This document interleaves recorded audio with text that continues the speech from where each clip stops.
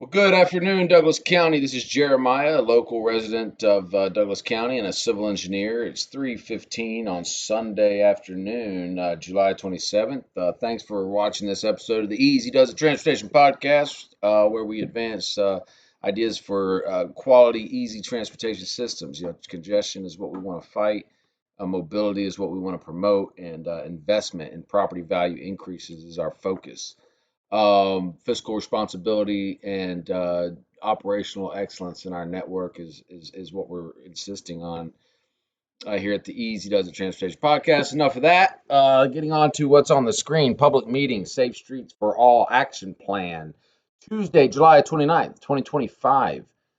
Show up and show out for your county. This is a great program. I'm real proud of our county for putting this on. This is the Safe Streets and Roads for All.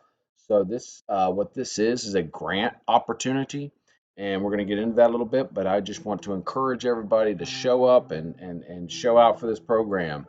Community involvement is imperative in the garnering of a quality community and getting federal, state, and federal dollars for our transportation investment. So, what is the Safe Streets and Roads for All program? This meeting here on this coming Tuesday, July 29th, 2025. What is this? This is a grant opportunity by the U.S. Department of Transportation. It's a website here. You can go on and find out more for yourself there. But the NOFO Notice of Funding Opportunity has closed June 26, 2025. So it's not clear to me if Douglas County's actually made application or if they're looking to make application in 2026. Either way, I'm glad they're going after the money, and let's get some of it in Douglas County. Basically, the program overview, the Infrastructure Investment and Jobs Act established a Safe Streets and Roads for All competitive grant program with $5 billion in appropriated funds over 5 years, 2022 through 2026. The SS4A program funds regional, local, tribal initiatives through grants to prevent roadway fatalities and serious injuries. Okay, almost $2 billion is still available for future funding. Let's go, Douglas County. Let's get some money in here. All right, so combining the FY 22, 23, and 24 awards to date, the SS4A has provided $2.9 billion in federal funding to over 1,600 communities. Douglas County needs to be a part of that, okay? So let's show you, here's a video. I'm going to show you just a little clip of this, and then I'll put a link to this at the end of this video. The DOT's put this together. About 40,000 people die each year on U.S. roads. Thousands are killed while walking or biking, and a disproportionate number of fatal crashes are in rural areas. Okay, so I'll put a link to that video. You can continue to explore that in the at the end of this video on your on a separate YouTube. This is the Department of Transportation has. I love maps. They put all the where the previous money's been awarded to. Okay, you can see New York, Philadelphia. Look at these wealthy places up here. Chicago. These guys aren't messing around. They're getting that money, right? They're getting that money in there. Atlanta's got some money, but look at the South in general. Florida's not really the South. That's kind of its own animal, just like Texas. But what I consider the South is Arkansas, Louisiana, over to the Carolinas, up Tennessee, Kentucky area. We got Atlanta, one hotbed, but down here we got this whole New York to Washington corridor, big money up there. Detroit, Chicago, looks like St. Louis is showing up. Phoenix is, man, that's a growing city. They garner a lot of money over there. Sacramento, San Francisco, LA, they're getting the money. Seattle and Portland, I'm surprised they've not been awarded as much. But zooming into our territory, our region of the world, of the country here, let's see.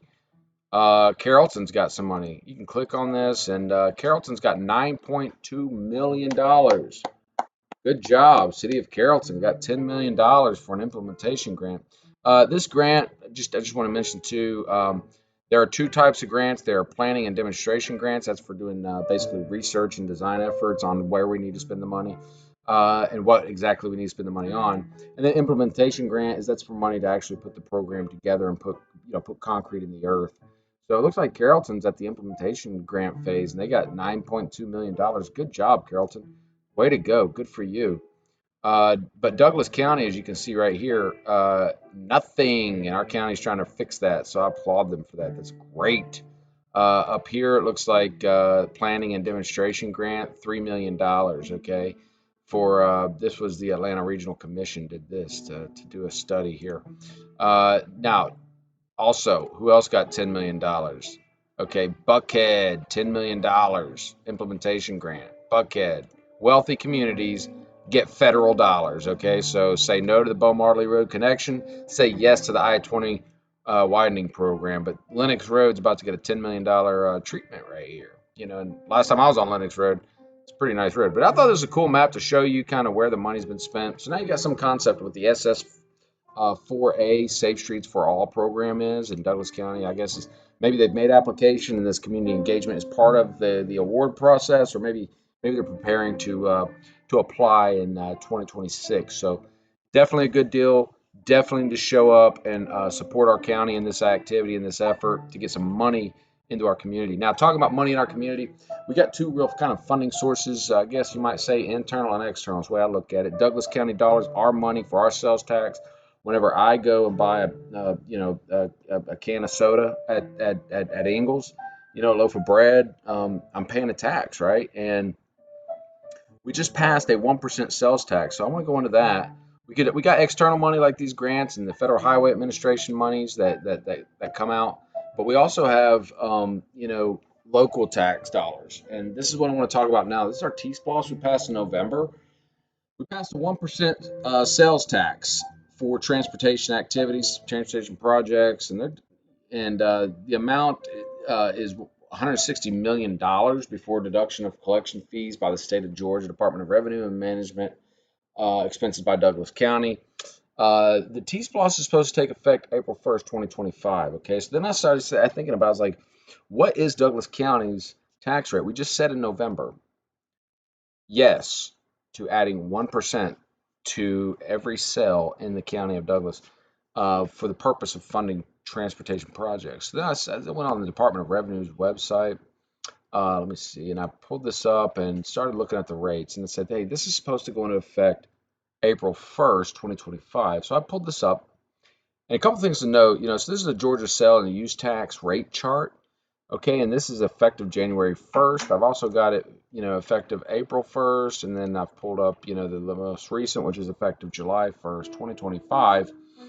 The thing to note about all of these charts is that they have already included in these rates the 4% that the state of Georgia imposes on sales within the state, and anything over 4% is a local jurisdiction tax. And so the way we read this is, this is basically the jurisdiction code and the jurisdiction name. And then this is the tax rate. So in this case, 8%.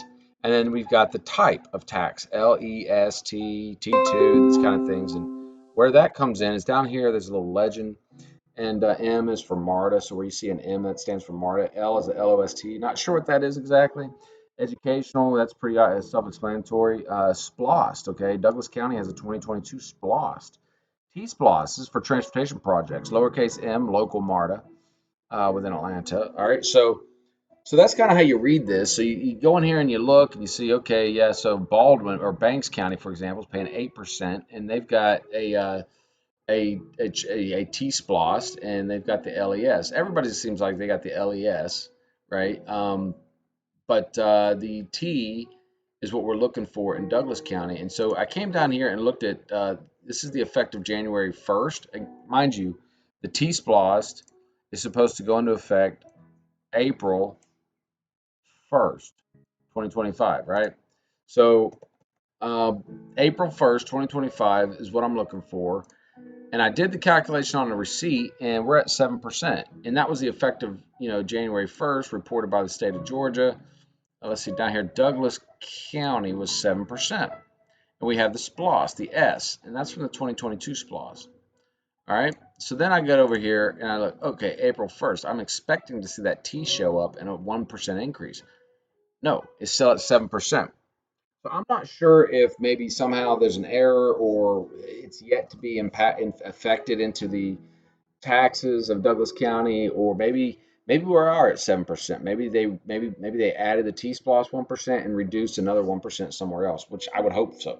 I hope we don't go up to the 8 category. Okay, that's $1 for every 100 you spend and we spend hundreds and hundreds of dollars on fuel every month, and food and other, just guys, it's our cost of living.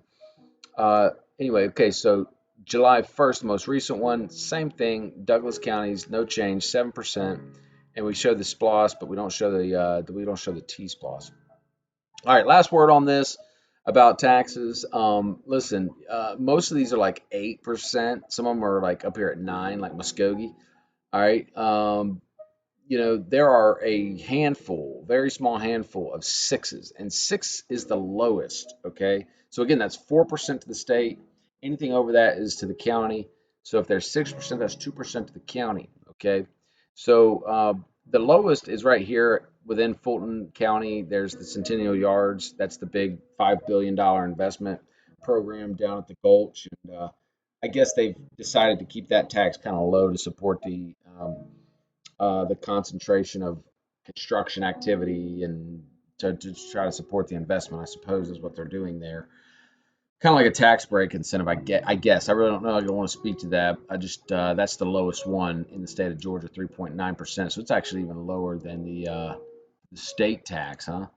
All right, but for the rest of us commoners out there, we've got 6, 7, 8%. Six being the lowest, and we get it in Cherokee County, Cobb County. Let's see who else has got that six, that nice 6%, that low tax rate, and that's what we want, right? That's what we want in Douglas County. Gwinnett, so Cobb, Cherokee, and Gwinnett County. Is there anybody else? Anybody else? Not seeing anybody else. Thought there was one more in here, but maybe not. Those are the northern suburbs of Atlanta, guys. They're paying the lowest amount. We don't want to be in this A category. We've got to watch it, guys. We need to figure out how to cut ours down, and that's how we maintain a strong community. Keep the cost of living down, keep the transportation networks up. How do you do that? Well, you rely on federal and state dollars, okay, to support your transportation efforts. This T-SPLOST that we got, guys, it's a lot of money. We need to make it hit hard, okay? We need to make that hit really, really hard. If you notice, Cobb County does not have a T-SPLOST. Cherokee County does not have a T-SPLOST. Let's see, does Gwinnett? Yeah, the Gwinnett County does not have a T-SPLOST, okay? We do not, we've got the T-SPLOST. Let's make it hit hard. Let's get some nice paved roads. Let's get some nice, let's get some nice paved roads. Let's get some sidewalks. And hey, so speaking of sidewalks, I also wanted to share. I was just out on Pope and Beaumont Road where there's, where we're planning right now it's under discussion the expansion of Lee Road onto uh, Beaumont Road, which we're opposed to that because we think that's a bad use of county money and a bad use of county roadways. But I was out there and I wanted to share this picture. Let me pull this up. I had this picture of some kids playing on Pope Road and Beaumont Road, and I think it's just so apropos for this discussion. Let me see if I can find that and pull that up. Here we go. Yeah, all right. So you see there. So I went down to the store and I went down to Ingles, and I was heading out, and these kids are out here playing on Beaumont Road, and I was coming back, and there they are. They're playing on Pope Road, and that's what you want to see in a community environment. Okay, give these kids some sidewalks. Look, these roads need paved. Let's brighten these roads up with some nice pavement. Let's put some sidewalks all the way down Pope and Beaumont. And what that does is these kids have a safe place to play. It really gives the whole community a sense of completeness and a sense of community. Sidewalks are basically linear parks. Okay, they create connectivity for pedestrians and people on bicycles and scooters. But for the motorists, as far as through traffic, it has a real calming effect. It really causes people to respect the community and to slow down. They don't want to hit the curbs. So, all right, that's all I've got on this edition of the Easy Does It Transportation Podcast. Thanks for watching. Please show up Tuesday, July 29th, 2025, 5 to 7. That's this coming Tuesday. Show up and support your county in their efforts to collect some federal dollars to invest in our community. Thanks for watching, Douglas County.